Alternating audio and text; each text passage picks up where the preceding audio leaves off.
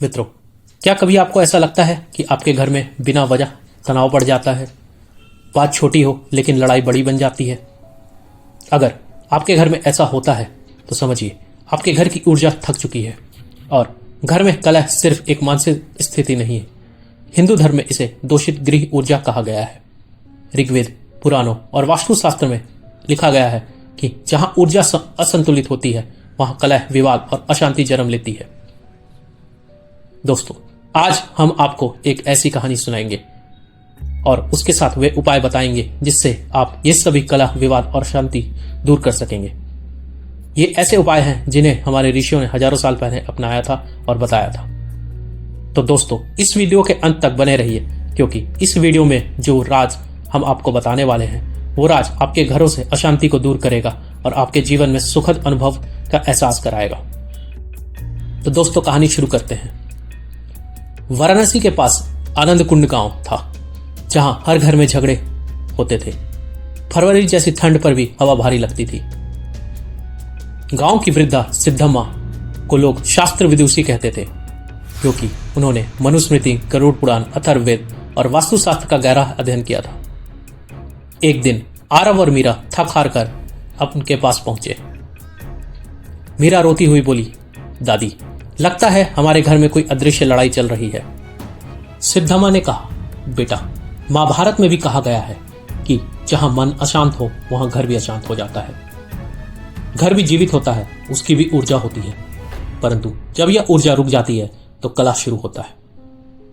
इसके बाद उन्होंने उन्हें वही उपाय बताए जो अथर्ववेद और वास्तुशास्त्र में वर्णित है।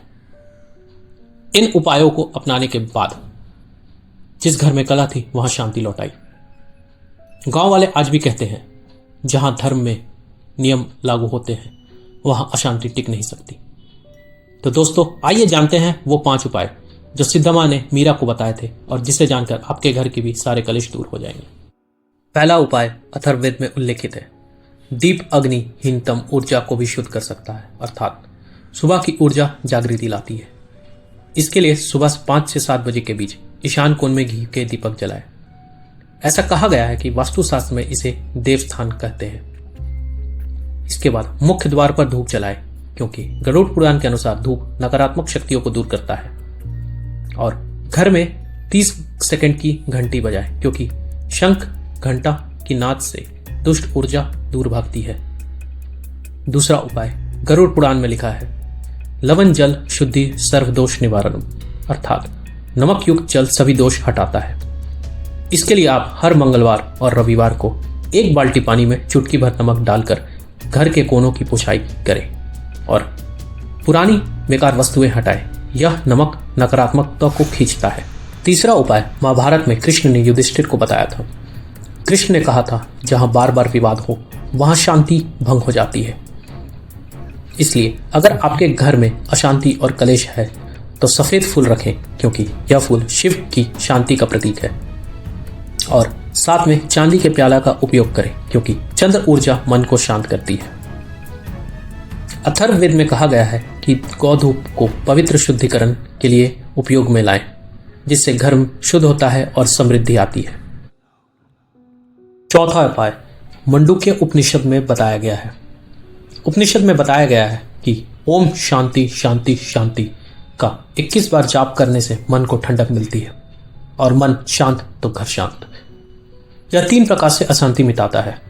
पहला आध्यात्मिक यानी मन से कलह मिटाता है। दूसरा दैविक यानी ऊर्जा और प्रकृति कलह को मिटाता है। और तीसरा भौतिक यानी मानवीय झगड़े को मिटाने में मदद करता है। 5वां उपाय वास्तुशास्त्र में वर्णित है।